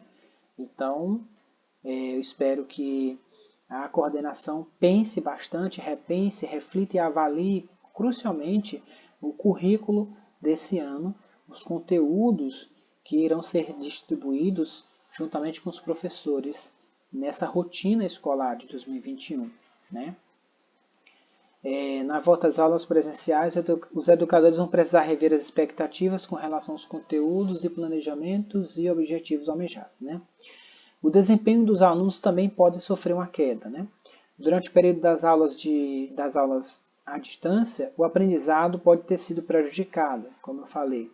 Antes de retomar o conteúdo, o ideal é fazer uma avaliação diagnóstica. Olha só, para testar a situação das turmas e, se necessário, abordar certos temas novamente. É como eu falei, você desenvolve essa avaliação diagnóstica, o professor vai desenvolver essa avaliação diagnóstica com o aluno, com conteúdos e informações específicas, ele vai fazer ali o seu índice de levantamento desses alunos, o quantitativo desses alunos que estão com déficit e vai trabalhar junto com a coordenação pedagógica o que vai ser feito com esse aluno, né? Então, abordar certos temas novamente conteúdos que você passou no ensino à distância, vai ter que trazer de volta no presencial, né? Se necessário, nesse cenário atípico, os professores precisam passar por muita adaptação e trabalhar empatia com os alunos, né? Deixa eu abrir aqui um slide rapidão.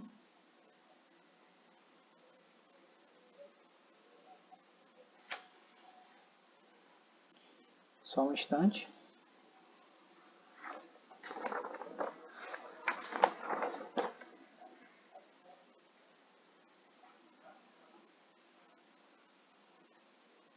Eu acho que eu passei esse slide para vocês, não passei?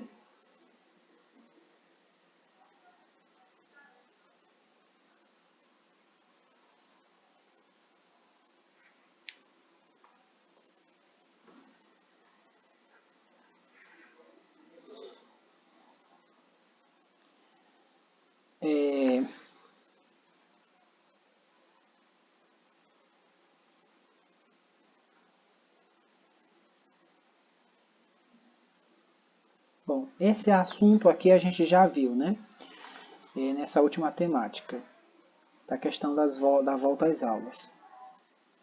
Eu quero abrir aqui para vocês um protocolo de reabertura e eu vou estar encaminhando por e-mail para que vocês possam ler melhor, né? Possa ver o que é que vai ser feito aqui em Fortaleza, como vai acontecer as coisas. Cada escola desenvolveu o seu protocolo de abertura conforme as orientações da Secretaria Municipal da Saúde, juntamente com a Secretaria da Educação. Aqui, em um dos pontos, que é o plano de ação de abertura do plano escolar.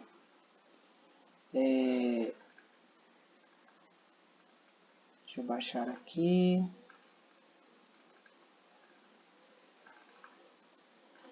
Os princípios e pilares para essa reabertura, para esse futuro retorno, né, a retomada das aulas, a gente vai trabalhar o cuidado e preservação da saúde e segurança de todos. São assuntos que tem aí nos textos que a gente acabou de ler. Garantir intervenções pedagógicas com foco da saúde emocional de todos, direito da continuação da aprendizagem, né? Considerar aprendizados acumulados de países que retomaram antes do Brasil, né? Então, a gente pode aprender o que outros países já fizeram durante essa retomada das aulas, o que eles fizeram, como é que foi desenvolvida essa reabertura. A gente pode aprender, considerar esses aprendizados acumulados de outros países. Dentro da nossa instância, nós temos 8 fases. A primeira fase é a segurança e rotinas preventivas. A segunda é a saúde emocional e acolhimento. A terceira é a adequação de calendário acadêmico, do calendário escolar. A gente teve que fazer a adequação desse calendário, como é que ele vai acontecer. Diagnóstico de aprendizagem e em objetivos de conhecimento.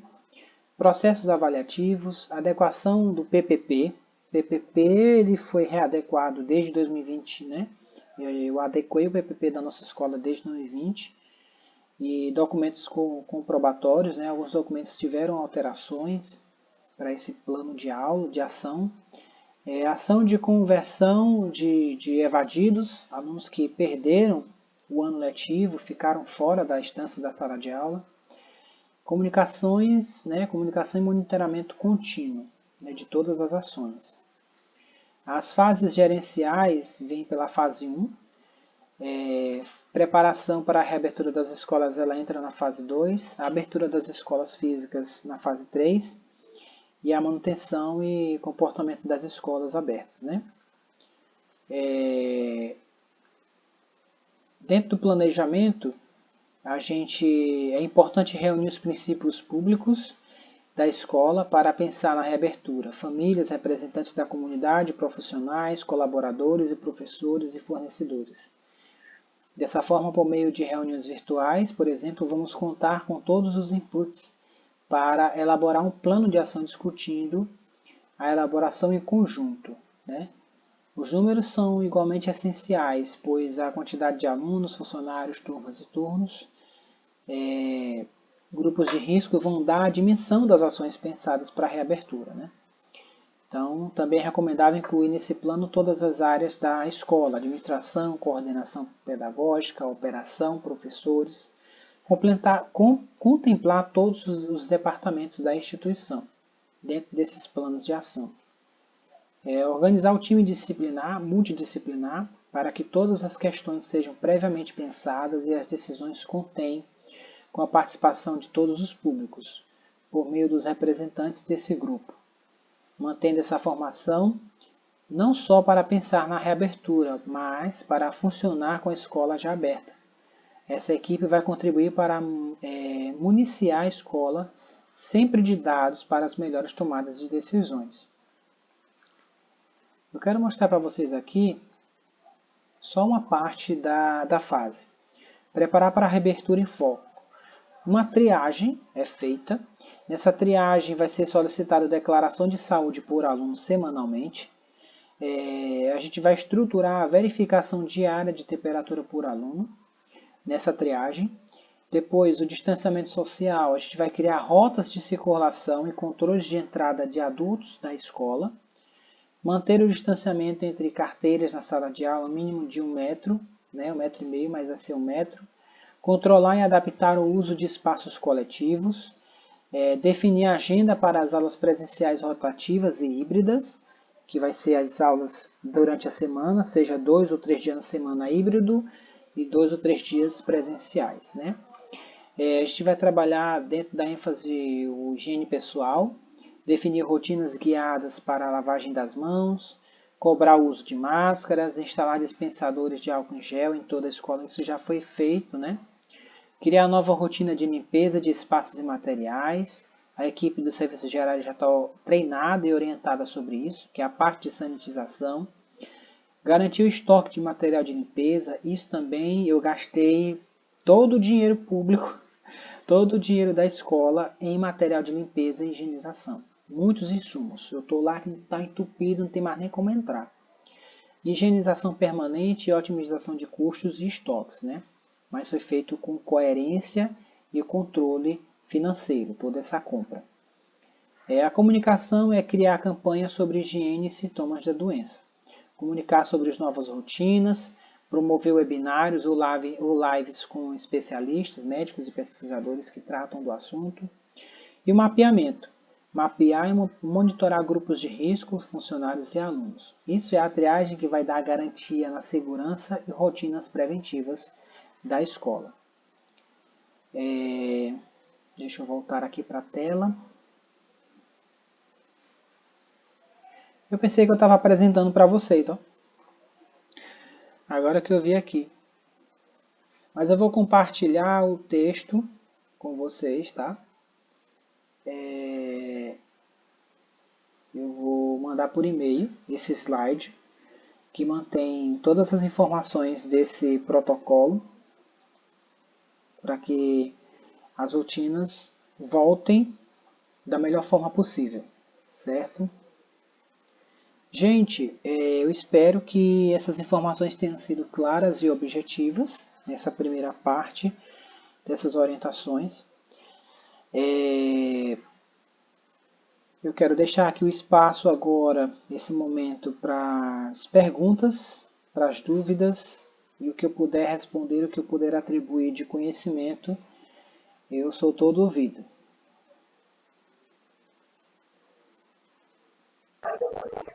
Bom dia, professor. Tudo bom? Bom dia. Professora Jéssica falando. Certo. Tá. Essas 10 habilidades do profissional do futuro, Sim. ela é aplicada somente a professores ou ela pode ser passada para todo o corpo docente?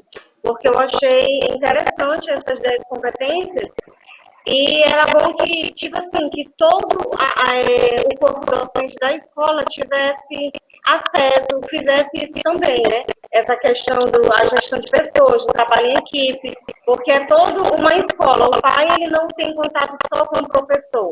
É com o coordenador, é com o porteiro, é com o secretário. Isso, exatamente. Ela não é só para os professores. Essas 10 competências e habilidades, ela é para toda a escola, para o corpo docente, para a equipe de apoio, para a gestão, para os alunos também, isso é desenvolvido para os alunos também. Então, quando essas 10 habilidades do profissional do futuro são desenvolvidas com a equipe escolar, você vai ter aí eficiência e eficácia na rotina da escola, né? Com os seus profissionais mais qualificados, mais entendidos, mais capacitados, que vão se sobressair melhor na sua prática profissional. E essas 10 competências, essas 10 habilidades, ela facilita muito o trabalho de todo mundo. Então, elas devem ser compartilhadas, orientadas e feitas com todos os colaboradores, desde os alunos até a família, até aos profissionais da escola. Inclusive, pode ser feito uma reunião com os pais, com as famílias, que você pode tratar isso com as famílias também, para ajudar melhor ainda na companhia deles com a escola, né? Para a compreensão também de todas as instâncias da escola. Sim. É uma pergunta agora da coordenadora. Como vai ser a avaliação durante esse ano de 2021? Bom, gente, o processo avaliativo de 2021, ele vai ser bastante complexo, né? Porque primeiro eu vou ter que trabalhar o ano todo as competências e as habilidades e o socioemocional dos alunos, acolher os alunos, vai ser praticamente aí 1 mês ou 2 meses, dependendo do estado, do município, da escola, nesse acolhimento. Então, esse processo avaliativo, ele deve seguir primeiramente com os diagnósticos do aluno. Eu vou levantar esse diagnóstico dos alunos, e aí quando eu tiver o resultado desse diagnóstico, eu vou ter que fazer um parecer para pensar e refletir como é que eu vou atribuir uma avaliação para aquele aluno que tem dificuldade, por exemplo. E em certo diagnóstico que eu preparei na disciplina de matemática, aquele aluno teve um déficit muito baixo de compreensão, de entendimento. Por exemplo, na área de frações, aluno do 5º ano, ele não conseguiu desenvolver, não conseguiu aprender, não conseguiu captar nenhuma das informações sobre frações no ano de 2020. Então, é inviável eu trabalhar conteúdo de frações em 2021 com esse aluno com esse déficit. Então, eu vou ter que equilibrar minha balança com esse aluno.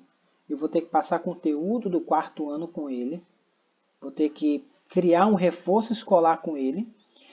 Se possível, algumas escolas da nossa rede, por exemplo, já abriu o projeto Mais Educação, que é alunos que são convencionais, que trabalham, que estudam pela manhã ou pela tarde. Alunos que estudam pela manhã, eles vão vir à tarde para a escola para ter o reforço escolar. Esse reforço escolar ele vai contemplar conteúdos que o aluno não conseguiu desenvolver em 2020. E aí, também junto com o conteúdo de 2021.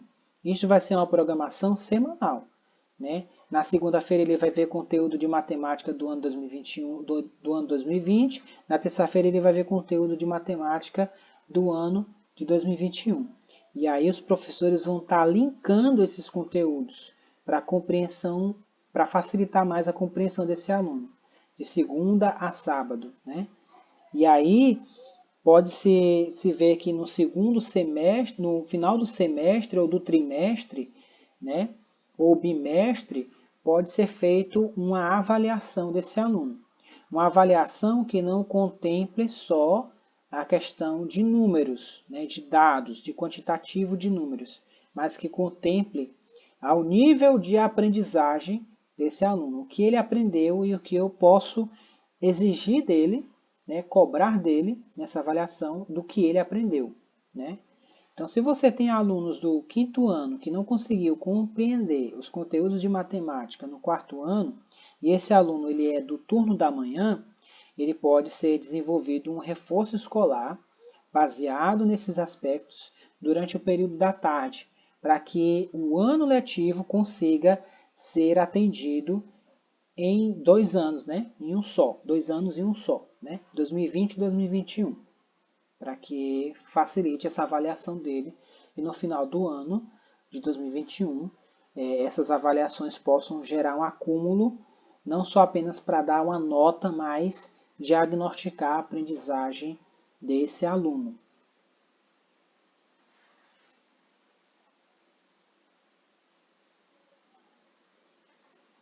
A coordenadora Priscila perguntou outra coisa. Em relação à educação infantil, como é que vai ser a rotina deles, essa questão de rodinha, o distanciamento? Na educação infantil vai ser o mais desafiador desse ano, porque a gente sabe que a criança, na educação infantil, tudo é contato físico, é abraço, contato físico na educação infantil ele é grande demais, né? Como a gente ainda não viu nenhum índice, nenhuma informação relativa à questão de crianças com coronavírus, né? O plano de vacinação ele vai acontecer pelos pessoal da saúde, depois pessoal de comorbidade, depois os idosos, depois os servidores, depois o pessoal da parte de educação, né? Tendo o pessoal da educação imunizado, aí a questão vai ser, a escola vai ter que diminuir o quantitativo de alunos e tentar programar essa rotina da educação infantil em dias diferentes, né? Por exemplo, aqui em Fortaleza, ela vai acontecer hibridamente, remotamente, durante a semana, né? Mas as crianças que os pais não trabalham, né? As crianças que os pais não têm emprego formal e que podem ficar com a criança em casa, esses serão trabalhados de forma híbrida, né? E os pais que existem crianças que trabalham, que têm emprego formal, que passam um dia fora e a criança tem a necessidade de ficar o dia todo na creche, que a gente é tempo integral, vai ser trabalhado essas crianças, vai ser separado, né? Os grupos, os que trabalham e os que não trabalham. E aí os que trabalham vão ficar trabalhando, vão ficar hibridamente, mas também vão vir para a escola 2 vezes ou 3 vezes na semana. Se eu não, que ainda não olhei direito ainda o cronograma. Mas a prioridade vai ser os pais que trabalham, que apresentarem a conformidade de que trabalham, de que precisam trabalhar e precisam deixar a criança na creche, esses serão atendidos. E os que não trabalham, que não comprovam documentalmente, né, que exercem profissão, mas que podem ficar com a criança em casa, ou que tem alguém que podem ficar com a criança em casa, vai ser trabalhado remotamente. Agora sim, na escola, na prática, né, o espaço da sala de aula às vezes não vai ser propício para desenvolver as atividades. Então, na sala de aula não vai ter não vai ter os desenhos nas paredes, né? A parede vai estar toda limpa, no caso já está toda limpa, as paredes pintadas, né? Os móveis, né, o mobiliário da sala, as mesinhas e as cadeiras não vão ficar lá por enquanto, foram retirados. Então a sala ficou com o espaço aberto, sem nenhum tipo de mobiliário, somente com os brinquedos e o material didático que o professor vai desenvolver naquele momento. Então, dentro do acolhimento, os professores e a escola vão trabalhar essa questão do distanciamento com as crianças, né? Cada um vai ter o seu copo, cada um vai ter sua garrafinha de água, cada um vai ter o seu prato, sua colher, sua toalha, cada um vai ter o seu brinquedo, o seu material didático individualizado. Os professores vão estar devidamente vestidos, né, trajados com as EPIs, né, a máscara, a viseira, o avental, a sapatilha, luvas, todo esse equipamento para que elas possam trabalhar o toque com as crianças. Mas as crianças vão ser incentivadas a não permanecer uma perto da outra. Alguns trabalhos, algumas aulas, né, alguns projetos serão desenvolvidos no pátio da escola, serão desenvolvidos na quadra da escola e em espaços abertos da escola, para que não crie as aglomerações das crianças. E a gente vê que com a criança vai ser bastante desafiador, porque a criança da educação infantil, ela visa o brincar. Então, essas brincadeiras das crianças da nossa rede vão ser cada vez mais direcionadas. Os professores vão desenvolver seus planos de aula com brincadeiras mais direcionadas, que ocupem mais aquela ação da criança e que evitem a questão do toque, né? Então, para a criança de 2 e 3 anos, que é a nossa realidade, é um pouco mais fácil de trabalhar isso por causa da compreensão da criança, né? Mas já no berçário e no infantil 1 vai ser mais difícil, né? Porque a criança do infantil 1 ela já é mais aglomerada, já tem mais aglomerações. Então elas não irão ter aula presencial, elas vão ser assistidas de forma online, de forma remota, com interações e vivências. Essas interações, essas vivências vão ser planejadas com os professores. E aí vai ser compartilhado com as famílias. Cada família dessas crianças irá receber um chip de dados para que possam estar em comunicação com a escola. Então, na parte do infantil 2, isso vai acontecer remotamente também. Algumas estarão presencial e outras estarão remotamente, no ensino híbrido. Interações e vivências vão ser feitos pela parte das duas professoras, que é a professora efetiva e a professora auxiliar. A professora efetiva vai desenvolver as atividades que são presenciais, que são remotas, online, com as famílias, pelos aplicativos. E a professora auxiliar vai desenvolver as atividades e interações presencialmente com as crianças que estão ali, né? E assim no infantil 3. Já na pré-escola vai ser um pouco diferente também, porque lá na pré-escola vai ser mais fácil trabalhar a questão do distanciamento. Então, alguns espaços da escola vão ser utilizados também. Isso tudo dentro de um cronograma, né? Então, o cronograma da educação infantil vai ser diversificado, né? Vai ser um tempo integral, mas nem todas as crianças vão ficar o dia todo, nem todas as crianças vão ficar na escola, né? Então, vai ser um mesclar até que se tenha vacina. Então, o governador do estado aqui do Ceará, o Camilo Santana, até o dia 25 de janeiro, o sistema de imunização já vai estar funcionando. A imunização já vai começar entre os dias 25 de janeiro, segundo as informações do governador, né? Então, até lá, até o meio de janeiro, até o final de fevereiro, ou já começando março, né? A gente já deve estar aí com todos os profissionais da educação imunizados. Porque a prioridade da Prefeitura e do Estado é já começar as aulas presenciais nesse início, né? Iniciando hibridamente, remotamente, depois aos poucos voltando 100% presencial. Assim é a nossa perspectiva, né?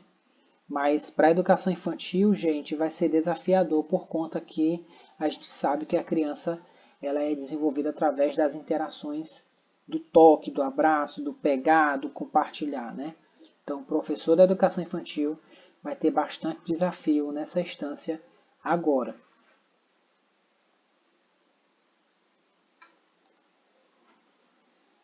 Professor, essas informações que o senhor passou, vai ser feita uma reunião para estar explicando isso para os pais, eles já estão cientes de como vai ser o ano letivo?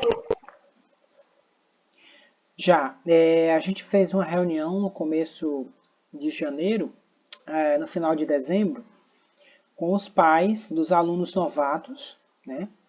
Os alunos novatos, a gente fez uma reunião com os pais. A gente passou essas orientações para os pais, porque a primeira coisa que eles perguntam é quando é que vão começar as aulas presenciais. Então, de 100% desses pais, 70% as crianças, os alunos voltarão para a sala de aula presencial. E os outros 30% vai ficar remoto, né? Os pais não querem que os alunos retornem ainda enquanto não tiver a vacina, né? Enquanto não for vacinado os professores e a família, né? Então, esse diálogo foi feito com esses pais, a gente passou essa orientação para eles, compartilhamos como é que vai ser esse processo do retorno das aulas. A gente já fez o levantamento de quem trabalha, de quem não trabalha, de quem precisa da criança na educação infantil o dia todo na escola, né? E os alunos que são já do ensino fundamental, né, dos anos iniciais 1 e anos iniciais 2, esses pais também já tiveram essas informações, que as crianças irão voltar de forma híbrida, eles vão passar praticamente, quando é o convencional, vão passar praticamente o dia todo na escola, como se fosse tempo integral. De manhã vão ter aula normal, vão ter aula no ensino híbrido normal, né? Metade em casa, metade na escola, e aí vai ser um rodízio, depois a outra metade vem e a outra metade vai para casa, esse rodízio, e aí assistem a aula pela manhã e à tarde vão ter o reforço, né? Tudo remotamente, né? E aí, quando já houver a vacina, já vai voltar 100% normal sem ensino híbrido, né? Todos presenciais. E aí, dentro desse diálogo, a gente passou essas informações para os pais.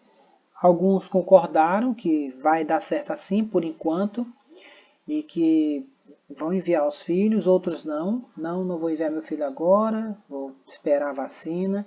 Tudo bem, a criança matriculada ela vai ser atendida remotamente, mas vai ser, né?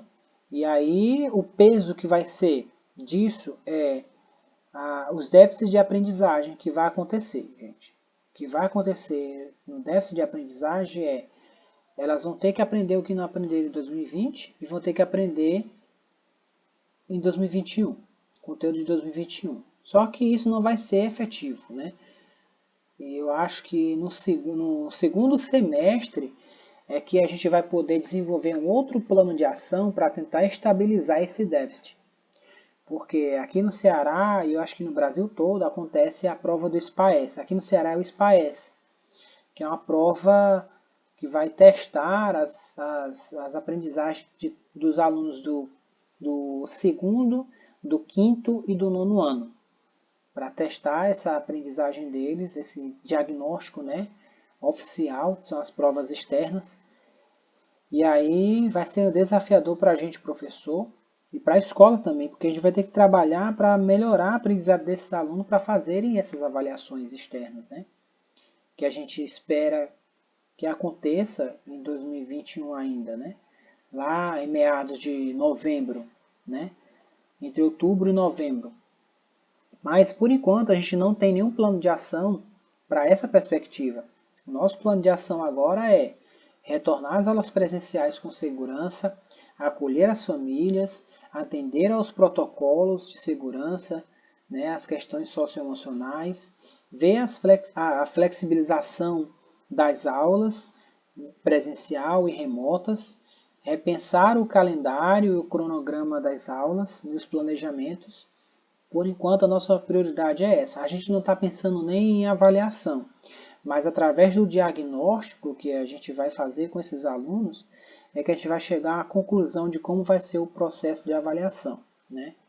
Mas isso foi conversado com as famílias, foi passado para as famílias, foi bastante compreensivo em relação a isso, né? E aí, logo após a vacina é que eu acredito que as portas irão se abrir, que as coisas podem melhorar mais ainda, né? E é isso. Professor, qual será o tema de amanhã? E a gente quer saber se o senhor irá disponibilizar material para que a gente possa acompanhar. Sim, amanhã a gente vai tratar ainda sobre essa questão das habilidades e competências, só que a gente vai enfatizar as 10 competências e a gente vai conversar sobre a questão das fases de como a escola deve trabalhar na abertura das aulas presenciais, né? A gente vai ver as fases e aí eu vou precisar amanhã também ouvir de vocês em um momento como é que serão essas fases de abertura das aulas aí com vocês, né? Eu vou estar disponibilizando o material também por e-mail até o final da tarde.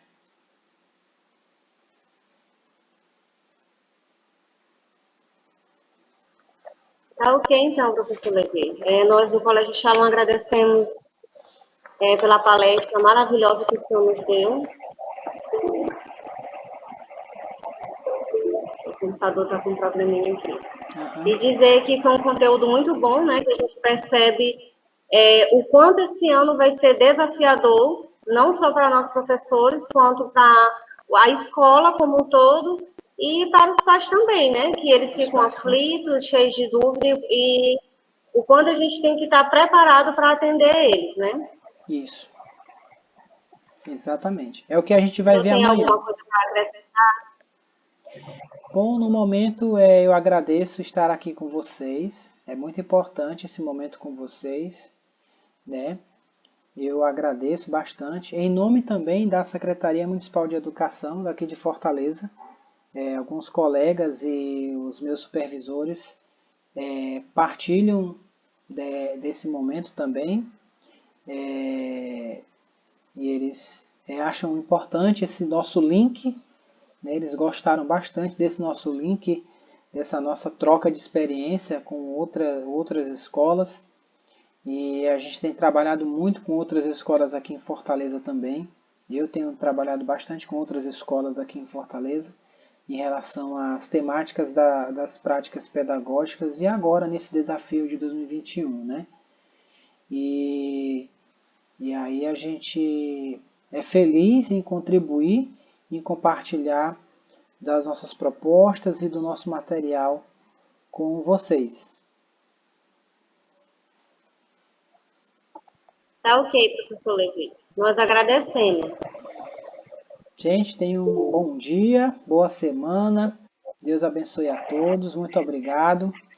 Um abraço fraterno e amigo, viu, pessoal? Qualquer coisa, eu estou lá pelo WhatsApp ou pelo e-mail.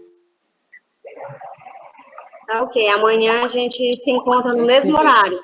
Mesmo horário. Ok. Tchau, Bom dia, gente, obrigada. Bom dia.